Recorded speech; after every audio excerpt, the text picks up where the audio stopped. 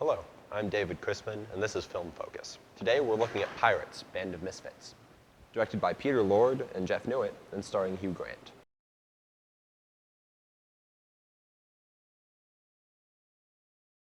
Pirates, Band of Misfits is a comedy by the creators of Wallace and Gromit and Chicken Run.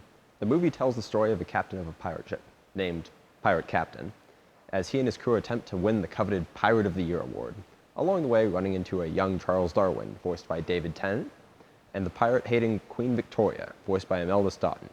Since the movie is a mix of claymation and animation, we do not see the actors themselves, and instead their performances are confined to voice acting. Martin Freeman, voicing Pirate Captain's second-in-command, Pirate with a Scarf, rounds out the main cast. Overall, the voice acting is adequate. It's not revolutionary, but to be honest, I didn't expect it to be. One thing I did find out about the movie was the billing order, whose names get put in the credits first and are considered the stars of the film.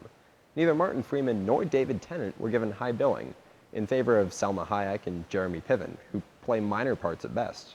While it's not something that most people would be bothered by, it seems an odd choice by the producers of the film.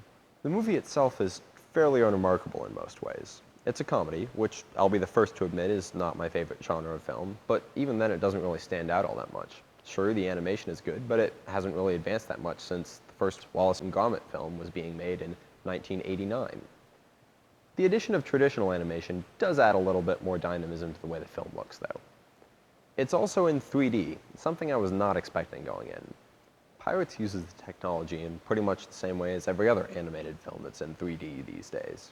There's a mix of using the technology to provide a sense of depth to the film, and the more traditional things flying out of screen method. The use to create depth is far more effective, but as the film progresses, this becomes fewer and far between, something that is somewhat a shame. I guess that since this is the first time I've looked at a 3D movie, now is a good time to give my opinion on the technology. Overall, I tend to consider 3D to be somewhat of a gimmick, but one that can be used effectively given the right circumstances.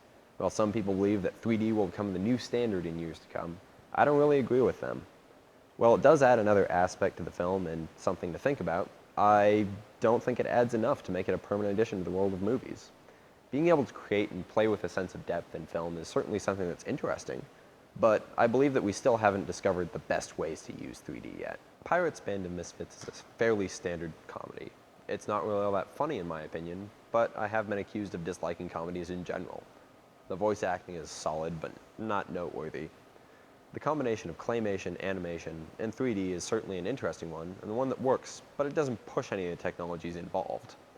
The use of 3D gives me hope for the future of it, since it is used to create depth, which is the more interesting aspect of it.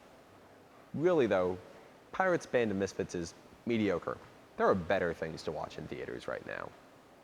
Pirates, Band of Misfits was opened today, the 27th, and will be released on DVD later this year.